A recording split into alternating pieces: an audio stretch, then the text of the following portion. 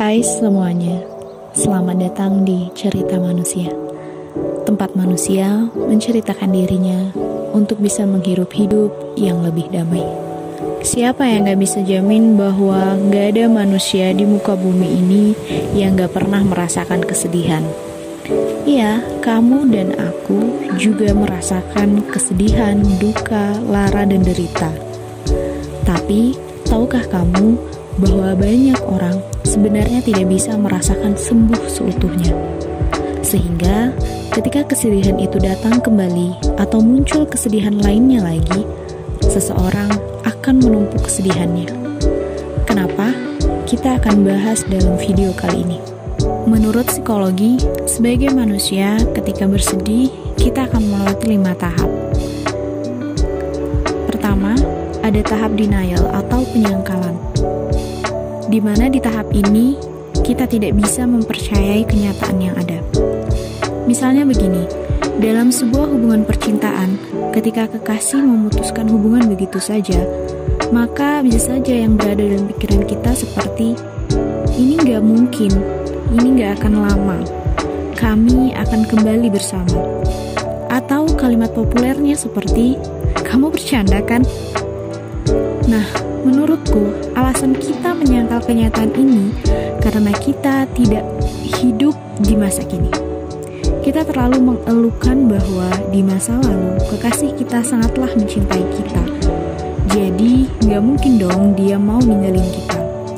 Atau, kita merasa akan hidup di masa depan bersamanya, bersama rencana-rencana indah. Sehingga ketika kita dibangunkan dari kenyataan tersebut, kita jadi kaget dan gak percaya apa yang sedang terjadi saat ini. Kemudian yang kedua ada kemarahan. Nah, setelah kita sadar dan kembali di masa kini sekarang ini, setelah denial dengan masa lalu, masa depan dan kenyataan yang sebenarnya, kita akan mengeluarkan emosi kita. Emosi yang timbul dari kekecewaan, kesedihan, atau kedukaan, tidak melulu dengan berteriak atau memukul atau bahkan membentak. Bisa juga dengan silent treatment, di mana kita memilih diam sebagai upaya untuk menghukum orang yang telah menyakiti kita. Kalau kita punya kendali emosi yang buruk, tentunya hal ini akan merugikan diri sendiri bahkan orang lain. Yang ketiga ada bargaining atau tawar-menawar.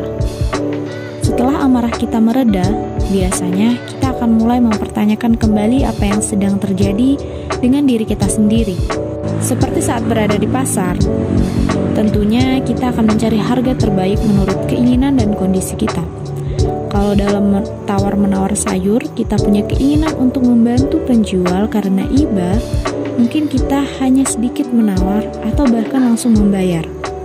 Tetapi, kalau kondisi kita sedang terjepit keuangan, kita bahkan bisa menawar lebih dari setengah harga. Sama halnya dengan kesedihan, duka, dan derita. Mungkin kita ingin larut dalam kesedihan untuk beberapa waktu. Alasannya sederhana, bisa tidak ingin terburu-buru, menikmati proses, atau tidak bisa jika beberapa hal dipaksa cepat untuk sembuh. Tetapi, kalau kesedihan, duka, atau derita malah mengganggu keuangan, kesehatan, keluarga, atau karir, tentunya kita akan segera beranjak untuk memulai hidup yang baru. Yang keempat ada depresi. Jika dalam tawar-menawar kita memilih pilihan yang kurang bijak, kita bisa jadi masuk ke fase ini dengan kurun waktu yang cukup lama.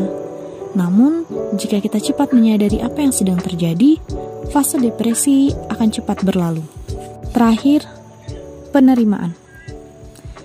Ketika kita sudah menyadari, mengikhlaskan apa yang sudah terjadi dan melihatnya bukan lagi sebagai luka, duka, dan derita, tetapi kita melihatnya sebagai pelajaran hidup, variasi dalam hidup, dan sesuatu yang sudah wajar, maka hati kita akan bisa menerima kenyataan yang ada bahwa kita sedang berada pada fase sedih, fase duka, fase lara, atau derita.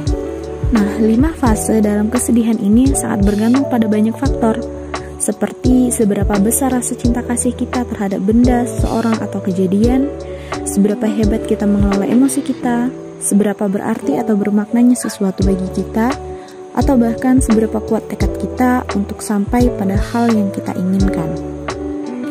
Jadi kenapa orang bisa aja nggak merasakan sembuh dari segala duka, lara, dan deritanya?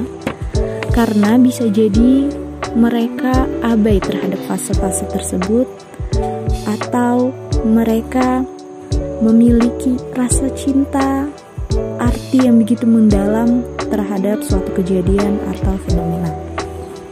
Jadi, kamu sudah tahu harus apa sekarang?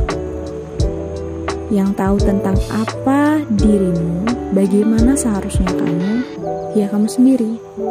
Kamu harus kembali melihat ke dalam diri kamu, apa yang sedang terjadi, bagaimana sebaiknya, dan apa yang harus dimulai dari sekarang. Kalau kalian suka, boleh banget buat like, komen, dan subscribe ya. Terima kasih dan sampai jumpa.